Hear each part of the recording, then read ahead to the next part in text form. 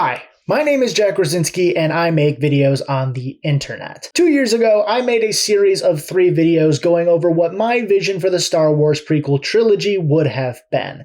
If you enjoy this video, I highly recommend that you go back and check those ones out because I put a lot of work into them. Now, in 2024, I'm finishing the project with a series detailing what I thought should have happened in the original trilogy, because the sequels are obviously perfect. Did I get you? Did I seriously get you? You're already commenting something mean, Jesus. You saw the title of the video, man. You know I'm rewriting the sequels. Be better. If you haven't watched my prequel videos yet, that's fine. You don't have to watch them to understand this. You should watch them though, but only because they're good and entertaining, and I'll love you forever. And just like with those prequel videos, it's important to note that I'm not trying to say that I'm a better writer than anybody who worked on the sequels.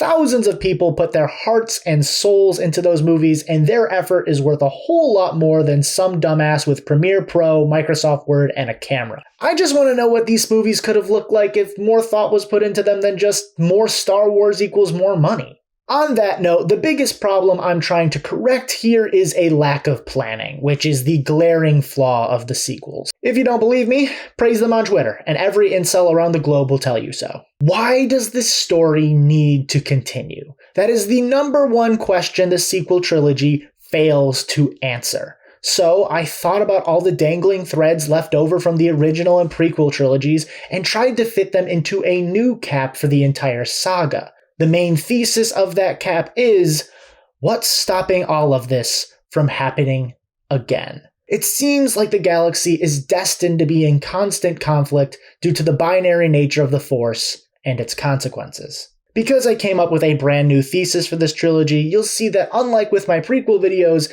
these rewrites are very different from their original counterparts. I'll still be using the same characters, and Rey will still be the protagonist, so if that's a problem for you, just click off now. All of the legacy characters will be in supporting roles, sort of like Ben and Yoda were in the original trilogy, and there will be one brand new character. If I'm going to be talking about the binary nature of the Force, I need antagonists on both sides, and she will serve as the villain for the Jedi. But we'll learn more about her later. For now, just roll the crawl.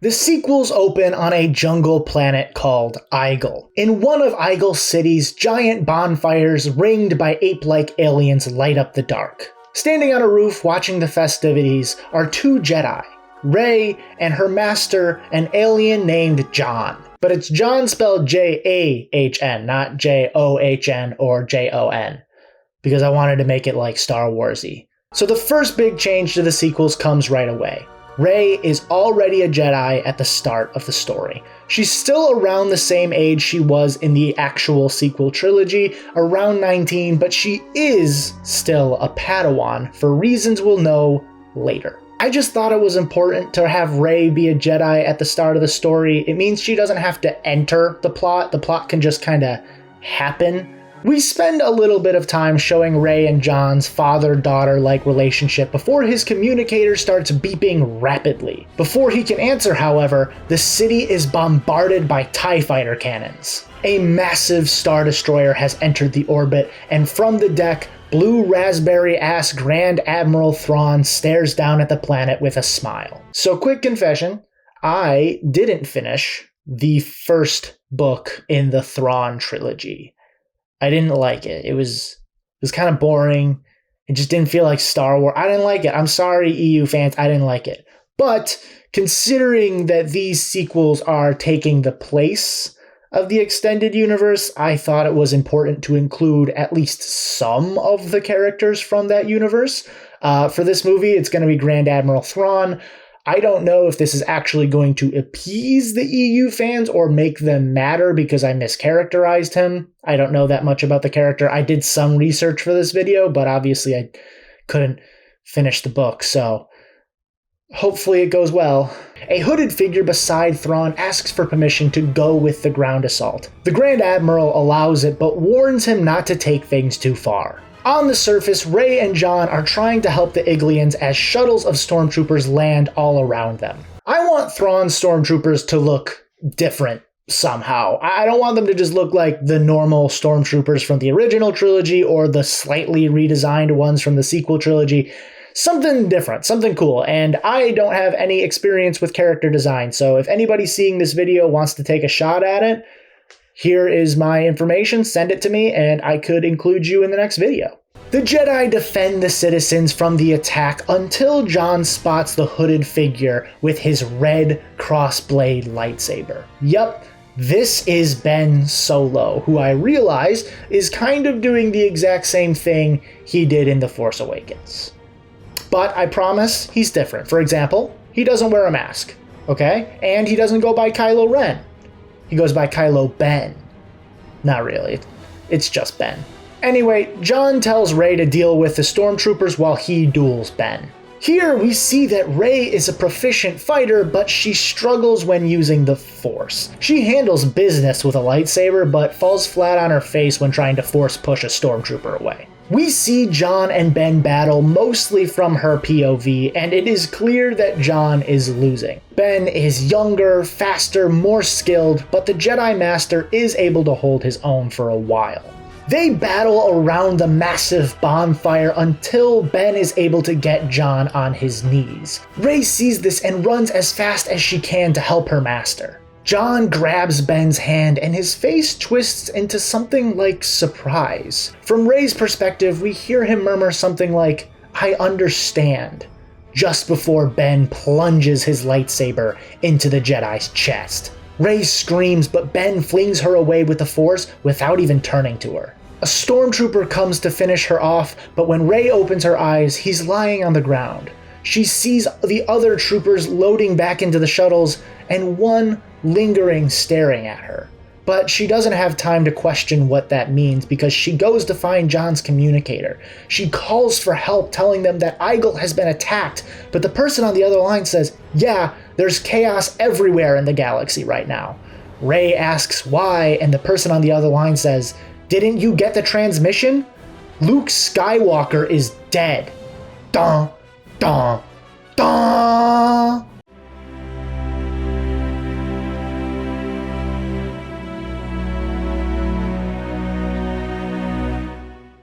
You thought the badass way he went out in The Last Jedi was bad? I just killed his ass off screen. Deal with it. So I should probably explain myself though. Why did I kill Luke off screen at the beginning of the first movie of the new trilogy? Primarily, it's because it's a great catalyst for story. Luke is this larger-than-life myth who has held the Republic on his shoulders for most of his life.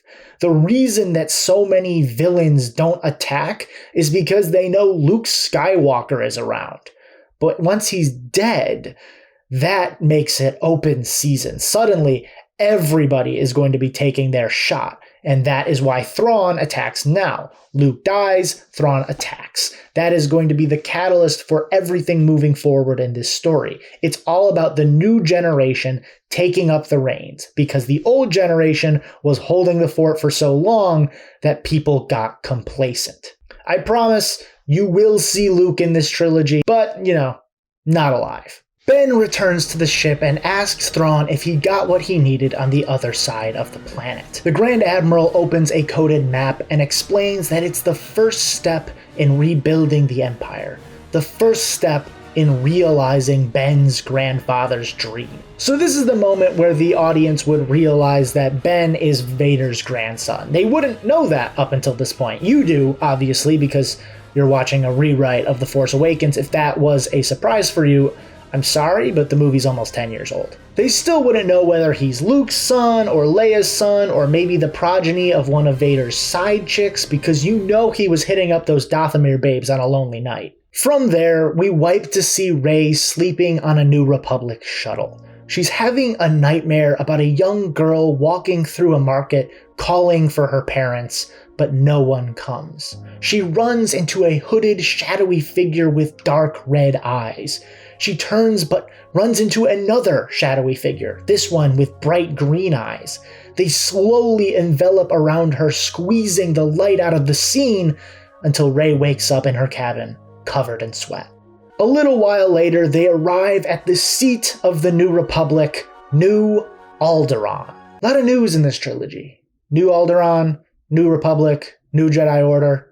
Probably going to save myself the syllable going forward, except for New Alderaan because, you know.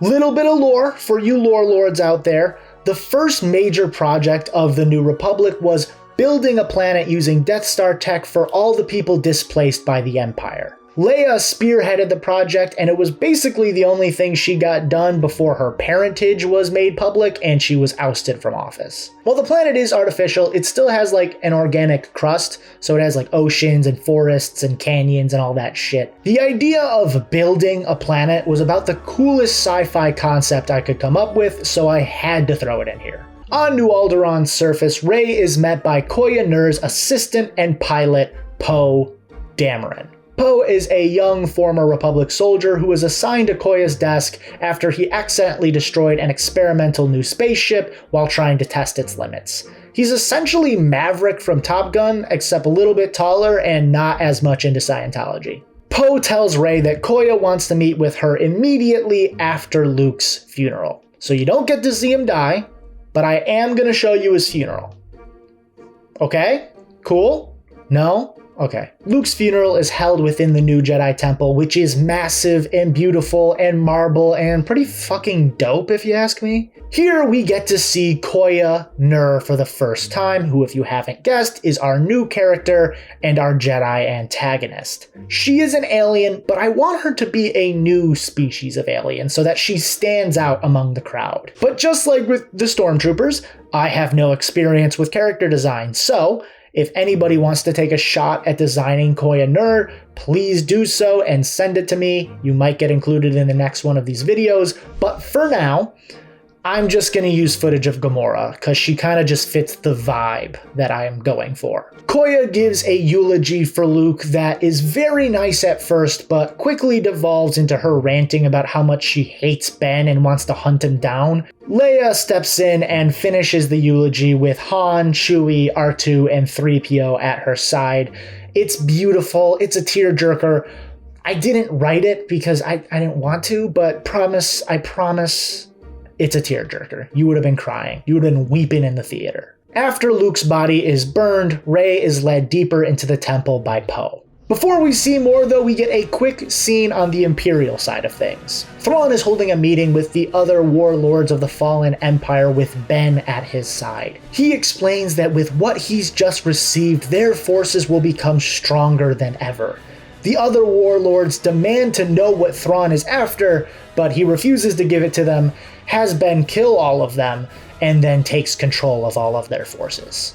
So, pretty baller move. I think that's a very Thrawn thing to do. EU people, back me up on this. After the carnage is over, the Grand Admiral asks Ben if he's been affected at all by Luke's death. He even admits that Luke is a great warrior who just happened to fight for the other side. But Ben responds that he feels nothing for Luke Skywalker anymore, and we wipe to Koya's office. Okay, the next scene is a very lay out the plot type, so stick with me. Koya gives Rey her condolences about her late master and questions why a 19-year-old is still a Padawan. She senses a resistance to the Force within her.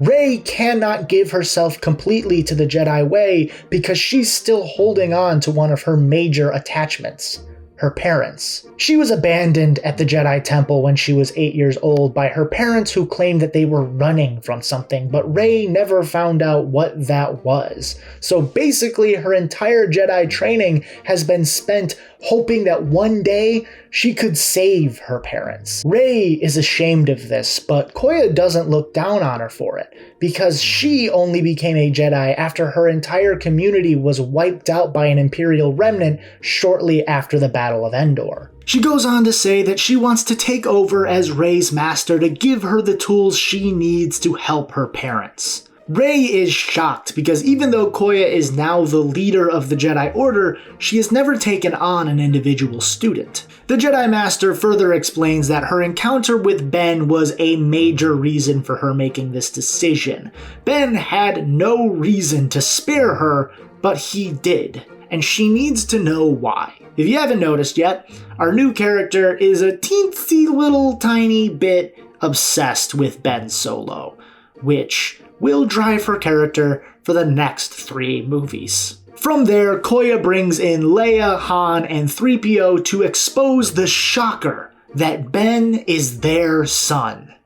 I know, who could have guessed? They explain that they have a contact within Thrawn's organization who has been feeding them information. Rey believes that this might be the stormtrooper who spared her life on Igel. The contact has informed the Republic that Thrawn has a map to something that will revitalize the Empire, but he needs a very specific droid to decipher it. 3PO says that this droid will most likely be found in the droid collective for which he is the ambassador to the Republic. I promise I will explain what the droid collective is in a moment. Everybody but Leia will go to the collective to intercept Thrawn and get the map.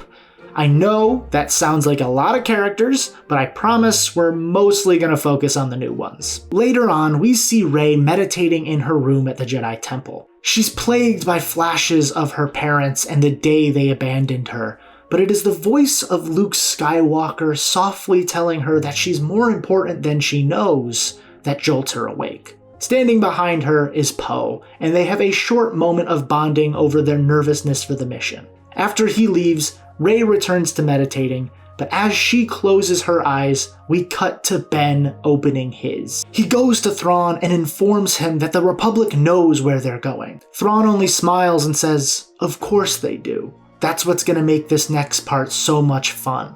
In the Falcon, on the way to the droid collective, Koya and Rey bond some more over the losses of their families. Rey clearly looks up to Koya, especially to the way she transformed her loss into power. But soon enough, the crew is at their destination. The droid collective is made up of decommissioned Republic ships and half-destroyed Star Destroyers, all connected into a massive and dense city. Han explains that several years after the fall of the Empire, a group of retired droids formed the collective where they and their kind could live freely. The city has no leader and instead functions more like a commune, with all the droids contributing through a mainframe. But for non-droid guests, they have a speaker of the mainframe. The Falcon lands and everybody puts on their breathing apparatuses because, well, it's a collection of droids. They don't need to breathe, so the city has no atmosphere. 3PO leads his companions into a large hall where they will meet this speaker of the mainframe. Much like Koya and the stormtroopers, I want the speaker to look different. A droid we've never seen before. I imagine it very large, like maybe a former farming droid or mining droid, just really big and maybe not even anthropomorphic. So it doesn't look like a human, in case you're afraid of big words. So once again, I'm calling on all you character designers out there, if you want to take a shot at the speaker of the mainframe, please design it and send it to me. I will be very grateful. The speaker introduces itself as 5D UI, and I hear him with Liv Schreiber's voice for some reason. 5D takes his guests into a room with an atmosphere and summons some food that is constructed by some sort of 3D food printer. A small orange and white droid comes in with some drinks but ends up spilling them everywhere. 5D scolds the droid, but Rey leans down to comfort it. If you can't guess, this is BB-8. Han and Koya thank the speaker for his kindness, but say they don't have any time for pleasantries. They need to find the droid that could decipher this map for Thrawn. Luckily, 5D UI seems to know exactly which droid they're looking for. Get it? Droid they're looking for? It's not the droid you're looking for. He knows the droid Dude, I'm so fucking funny. How am I not on Saturday Night Live already? Oh, that's right. No one is funny on Saturday Night Live anymore. As the group is putting on their breathing apparatuses again, BB-8 starts rolling over Rey's foot and squeaking. She ignores him, but it seems like he's trying to warn her about something. As they all leave the room, the droid follows closely behind. They walk through the city, with Rey and Poe being absolutely amazed to see how a city full of droids functions. We even get to see some former Separatist droids walking around. This is a perfect place to have some classic Star Wars wonder. They end up in a workshop where an older droid connected to many wires is waiting for them. But as they're all inside, the doors slam shut, trapping BB-8 outside. 5D UI apologizes to 3PO, saying that Thrawn threatened to destroy the entire collective if he didn't do as he asked. The speaker of the mainframe disappears through a secret passage as Han notices that the droid in the middle of the room is rigged with a thermal detonator. Han and Chewie manage to find cover while Koya protects her and Rey from the blast, but Poe is injured and his breathing apparatus is damaged. Han, Chewie, and Koya take on the flurry of stormtroopers that arrive as Rey tries to get Poe somewhere safe. 3PO is damaged, but he's able to call for help, which leads to a really fun scene where a bunch of battle droids show up, but this time they're the good guys. I just really want to hear their silly little voices say, "For the Republic! For the Republic! For the Republic!" I can't really get it. For the Republic! I sound more like Sheldon Cooper. For the Republic! Or Ben Shapiro. This is what Ben Shapiro sounds like, actually. For the Republic! Actually, let's say that the Republic was the real problem in the prequels. With the help of the battle droids, Koya is able to push back the stormtroopers until Ben arrives. They lock eyes, and it is on. Round 1. Fight! They immediately break into a high-flying battle across the streets of the droid collective, which has burst into chaos. As this is all going down, Rey is trying to find a building with an atmosphere for Poe, but she cannot find one until BB-8 arrives to lead her. They finally make it to one as Poe's oxygen is about to run out, but it's blocked by a stormtrooper. After a tense moment, the stormtrooper moves to the side and ushers them into the building. Rey correctly guesses that this is the Republic's mole. The stormtrooper takes off his helmet and reveals himself to be Finn. Before he passes out, Poe mutters a very quiet, "I love you, Finn." Back to Koya and Ben's battle, things are getting intense. They are hurling insults at each other. Koya saying that Ben was the favorite student, and Ben saying that Koya took his place. There is clearly a lot of history between these two. Koya finally gets Ben on the ropes, but before she can land the killing blow, Han screams, "No!" Koya hesitates for just enough time for Ben to force push her away. He looks over at his father, and the two share a strange, knowing look before Ben flees. But Rey sees him running towards a ship and charges after him, lightsaber drawn, even with Finn screaming for her not to.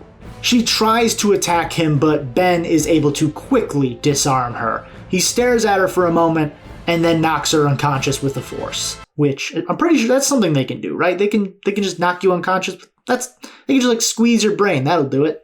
Anyway, Rey, 3PO, and Poe are all taken hostage by the Empire with BB-8 tagging along. In the rubble of the battle, Koya searches for her assistant and her pupil but cannot find them. She becomes enraged when Han shows his face, telling him that he needs to pick a side. We're nearing the midpoint of the movie now, so we need a twist to keep the audience engaged, and boy do I have one for you. On the Star Destroyer, Poe is thrown into a cell, but Rey and 3PO are taken elsewhere. 3PO is taken directly to Thrawn, where it turns out that he is the only droid who could decipher the map.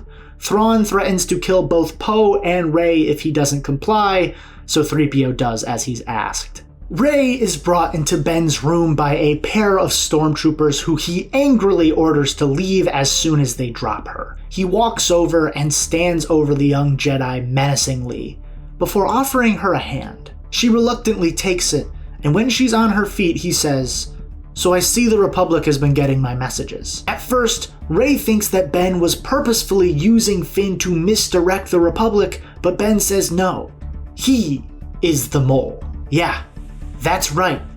Ben Solo is not evil. He's been working against Thrawn from the inside this entire time. He explains that almost a third of Thrawn's men are actually his people who have been implanted to turn on him at the correct moment. Most of what Rey knows is true. Luke did excommunicate Ben for his sympathies to the dark side and the Imperials. Ben also did form a community of former Imperials and those touched by the dark side, but it was meant to be a positive thing, something that could eventually rejoin the Republic. At some point, Ben realized that his people could infiltrate Thrawn's operation and destroy it from the inside to gain sympathy among the Republic and the Jedi. During this explanation, we see Ben throw away his Sith persona to become the natural charmer that he is.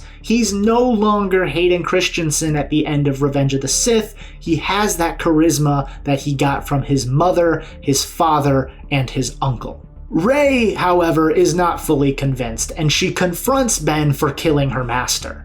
His face darkens as he explains that he's had to do quite a lot of awful things to get Thrawn to trust him.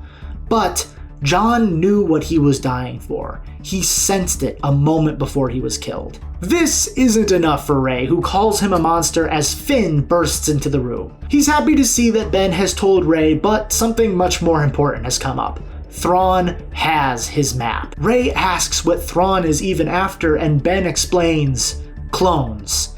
He wants to rebuild the Imperial army. Cut back to New Alderaan, where the survivors of the droid collective attack have just arrived. Han and Leia get a quick scene where he admits that he couldn't bring himself to see Ben captured or killed. Leia asks if Han sensed something within their son, but Han dismisses her because he doesn't have the Force. Leia reminds him that the Force touches everyone, so if he had an instinct to not kill Ben, he should follow it. Han tries to take this to Koya, but she isn't having any of it. She tells him that he's been removed from this mission by the Republic Congress at her request. After she leaves, a furious Han tells Chewie to open every Imperial communication channel they have. They are not done with this yet. He finds Leia, but as he gets into the room, he sees a blue figure fading away at the end of her bed. He's confused, but tells her to get ready because they are going to find their son. Back on the Star Destroyer, Ben takes Rey with him to meet with Thrawn. He asks her to act as if he's turned her to their side, but she refuses. Thrawn playfully taunts Rey when she calls him a terrorist by saying that soon his side will be the only one left in the galaxy. This scene is riddled with tension because Ben is worried that Rey might out him for being a traitor to Thrawn. Of course, Rey doesn't actually do that because that would be pretty counterproductive to everything that she's trying to accomplish here. Before explaining the next steps of their plan, the extra-large Smurf asks Ben to knock out Rey so she can't relay any information that she gets there to the New Republic. He does so, and Finn makes sure that he is the stormtrooper that takes her back to her cell. Thrawn tells Ben that the cloning facility is hidden on Angoria, a gas giant with an atmosphere much too hot for any ship to enter. Palpatine built it just in case the Empire ever fell and hid it in a place where the rebels would never look. It was built out of Beskar steel to withstand the heat, and it will rise from the Angoria atmosphere at the call of an old Imperial signal. Ben asks him how long it will take them to get there, and Thrawn says, less than a day, or a cycle. Because, every planet would have its own day because they all rotate differently. Unless they found a way to regulate that, or maybe they go by the spin of the galaxy. I don't know, man. This place has sound in a vacuum, so they could do whatever the fuck they want. Later in their cell, Rey wakes to Poe cradling her head. She fills him in on all the junk about Ben being a good guy and the cloning facility and all that, which scares him, as it should. Finn, who is guarding their cell, explains that he can't let them out until the time is right or everything could go awry. Poe shoots back that he's following a man who has killed many Republic soldiers and Jedi. Finn genuinely apologizes for that, but says it will all be worth it if Thrawn is defeated. He leaves and gives them some time alone. Rey tells Poe how confused she is. She should hate Ben. He is a monster who killed her master, but for some reason, she can't help but trust him. Still, they both agree that they cannot allow him to complete this mission. He is too dangerous. Just then, the blast shields fall. They creep into the hall and find BB-8, who has disabled them. They thank the droid, and Rey leads them to Ben's quarters. They expect Ben to be away, but instead find him meditating at the center of the room. In a tense scene, the duo quietly searches for the evidence they need, but Rey is soon distracted by a voice she softly hears coming from Ben. She approaches him even through her partner's whispered protests, and as she reaches for the back of his head, she is pulled into a memory. Ben and Luke shouting at each other. Luke calling Ben dangerous. Ben saying that Luke is building a society on a broken foundation. Koya entering the room and drawing her lightsaber at the sight of her rival in her master's face. The two collide as Luke screams and the memory crumbles. Rey returns to the present to find Ben completely awake, staring at her disappointedly. Finn has also entered the room and he points a blaster at both Poe and BB-8. Ben says, "I guess this is better than you trying to kill me, but not by much." Rey tells him that he cannot be trusted to complete this mission, not with all that he's done. Ben nods and hands Rey her lightsaber, which he's kept on him this entire time. He gets on his knees and bends his head in front of her. "Strike me down," he says. "You can complete everything I had planned from this point. Alert the New Republic that Thrawn is going to Angoria and then kill him. If your vengeance means so much, kill me now. Or we can work together for a short time and probably die in the process anyway." Rey ignites her lightsaber and genuinely thinks about killing Ben, but a memory of her old master soothes her rage. We see a quick flashback where John tells a young Rey that sometimes saving your enemies can be even more powerful than saving your friends. Rey sheathes her lightsaber and says, "We stop Thrawn and then you turn yourself in. The Republic can decide whether you're worth a second chance." Ben rises and shakes her hand. But before they can do anything, an alarm starts ringing throughout the room. The Star Destroyers have made it to Angoria.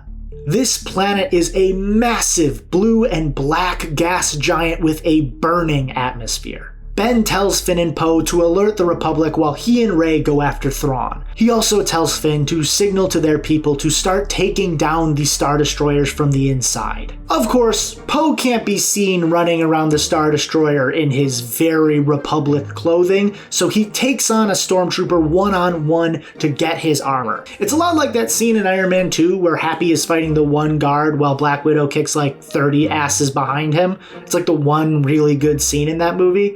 Very similar. This is like the best fight a Stormtrooper has ever put on. Like, he almost wins. And as Poe takes off the Stormtrooper's helmet, Finn tells him that they could have just taken a suit of armor from the closet down the hall because, Finn is a Stormtrooper and has access to all of that. It's just supposed to be like a really quick, fun scene before we get into the really tense stuff. They make their way to the droid hangar where Finn has his communicator set up. While he's getting it working, Poe and BB-8 find C-3PO, who has had his legs ripped off but is still functioning. He apologizes profusely for giving Thrawn his map and asks them to leave him behind, but Poe doesn't care. 3PO is coming with them. Finn sends a message that is heard by the New Republic, but also Han, Chewie, and Leia in the Millennium Falcon. As the Republic fleet takes off, so do they. Finn also sends a message to the rest of his good guy Stormtrooper allies and tells them to start causing chaos in the Star Destroyers and commandeer the cannons to fire on the cloning facility as soon as it rises from Angoria's atmosphere. When Rey and Ben arrive at the command center, he asks her to hide until she's needed. Thrawn is happy to see Ben and tells the officers to begin sending the signal that will rise the cloning facility. Another officer alerts the Grand Admiral to chaos occurring across their entire fleet. Here we get to see scenes of Finn, BB-8, and Poe with 3PO strapped on his back, attacking the bad guy stormtroopers trying to commandeer the cannons. We also see other shots of just stormtroopers fighting each other. It's kind of hard to tell who's who, but we see it happening. Thrawn, however, isn't fazed by this at all. He turns to Ben and congratulates him for making it this far. Ben is shocked and Rey holds in a gasp. Thrawn says that the Jedi girl can step out now, which Rey does. He reveals that he's known about Ben's true allegiances for a while now, but he kept Ben around to distract the Jedi. He knew they would be more focused on an apparent Sith than him. Ben is absolutely stunned, but Rey shouts that the Republic is on their way to stop him. Thrawn reminds her that he only gave Ben the information with enough time for the Republic to catch him leaving with his prize. Just then, a massive circular ship about half the size of a Star Destroyer rises red hot out of the Angoria atmosphere. One of the destroyers begins positioning to hitch itself to this ship. While Thrawn is distracted, Rey hurls her lightsaber at him, but it passes right through. He laughs, saying it was a good idea for him to keep that advanced hologram technology to himself. Ben points to the destroyer positioning itself over the cloning facility and says, "He's there." Thrawn agrees, but says they'll never make it in time, and neither will the Republic. He disappears, and his guards approach Ben and Rey with their lightsaber staff thingies charged. From here, we basically get the throne room scene from The Last Jedi with all the weird choreography mistakes included because it's funny and goofy, and Star Wars is sometimes goofy, and that's fine. Ben gets to see just how capable of a fighter Rey is, but also how much she struggles with the Force. Once the guards are defeated, they leave the room to find Finn and Poe. Ben explains that the Star Destroyer can't dock with the cloning facility until it is completely cooled down, which gives them just a little bit of time. They find the others and hijack an Imperial shuttle, all while battling the enemy stormtroopers. On the way there, Ben has a quick moment with Rey where he tells her that she's trying too hard. She's focusing too much while trying to use the Force, and she needs to let go. It should be like water flowing off her hand in the shower. Easy. They make it to the other Star Destroyer after Poe expertly pilots them through a sea of TIE fighters. They leave 3PO on the ship at his request, and Ben tells Finn, Poe, and BB-8 to disable the docking mechanisms as best they can while he and Rey go after Thrawn again. Unfortunately, the docking mechanisms are very well guarded, and they find themselves pinned down. Rey and Ben break into yet another command center. Yes, I realize they've done that twice, probably within 15 minutes of movie time, but I don't really care. Thrawn is still not really nervous at all, though. He says that if they kill him, another will just take his place, and this person could be even deadlier. As long as the Empire has this cloning facility, the galaxy will always feel its shadow. An officer says that the facility is cool enough to dock, and Thrawn gives him permission to do so.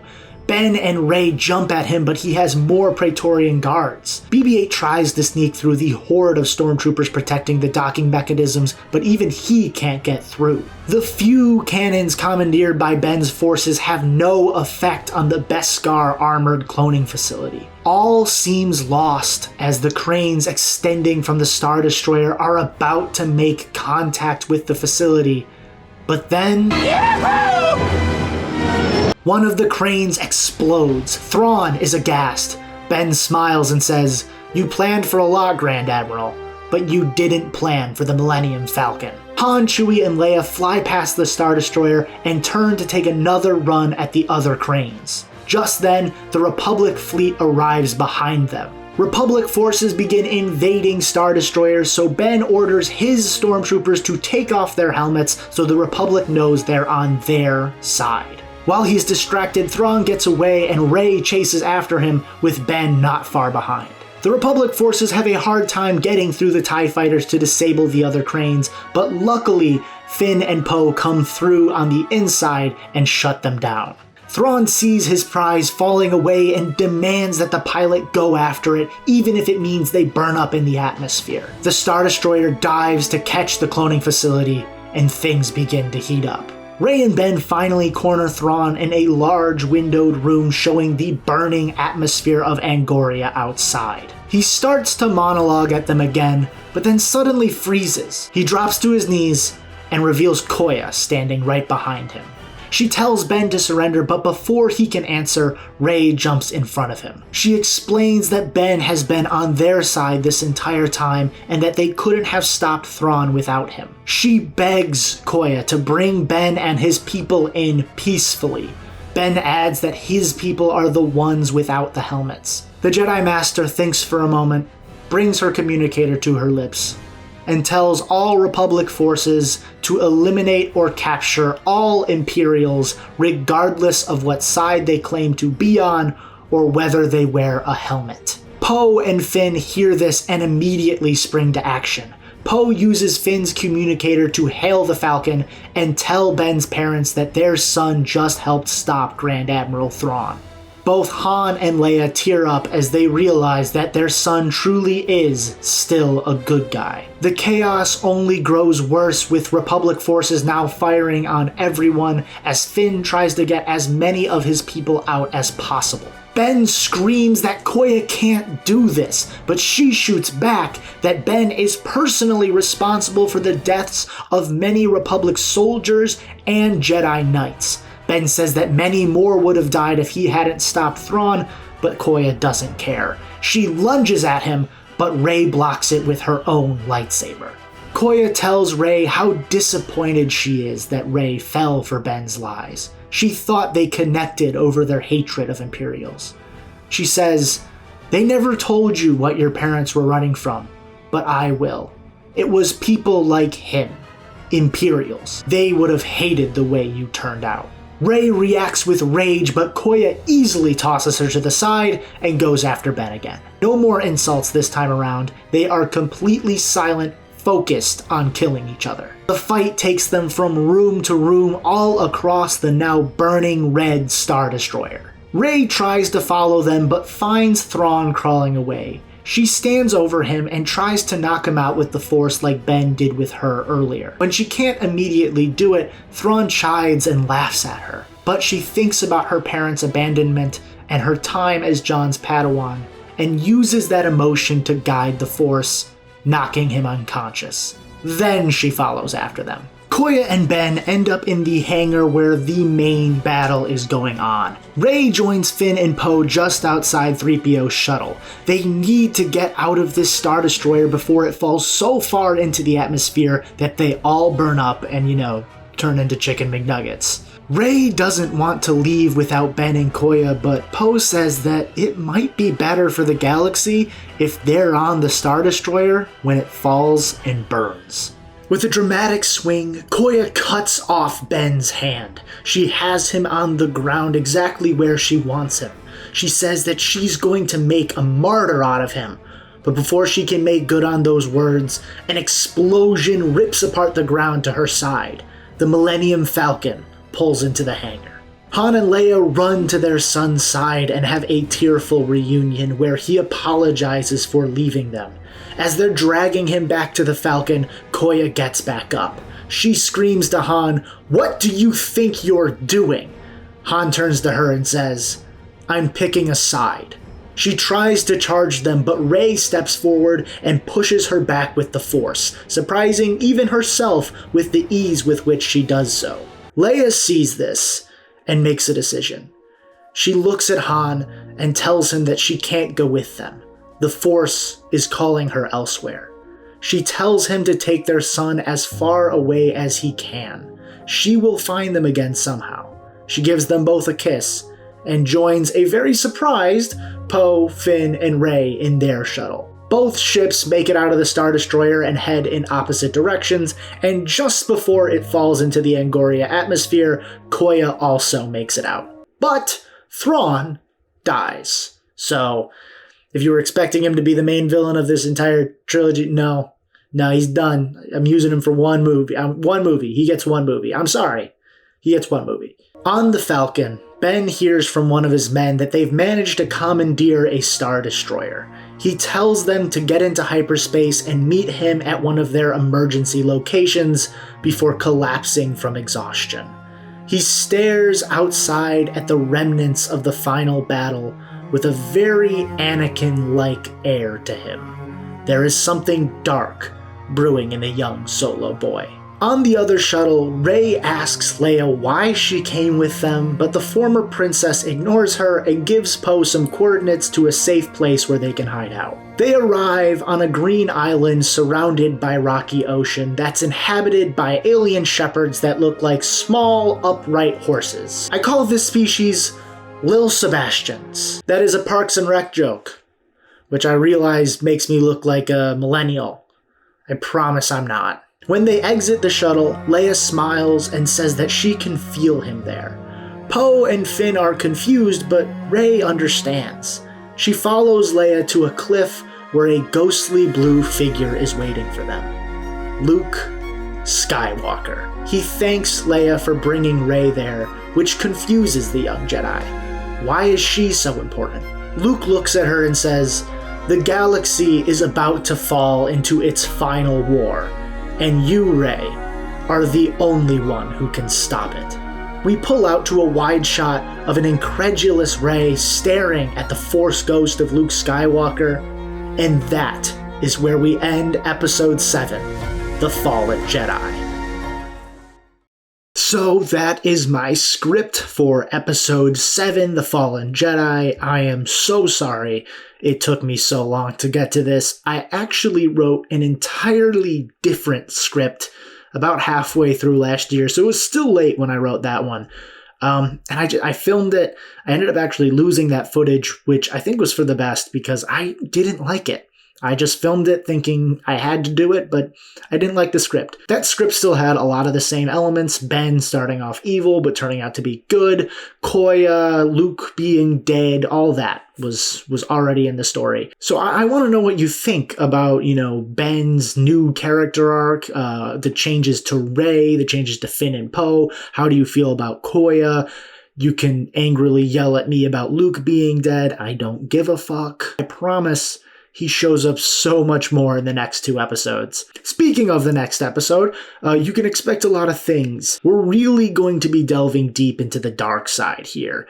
A lot about Ben slowly falling deeper into the dark side, Koya's relationship with the dark side, and a lot about Luke teaching Rey about the dark side in a way we've never seen before, because we've only seen Jedi teach other Jedi about the light side, but now we have a Jedi teaching a kind of Jedi about the dark side, and I'm very excited to delve into that.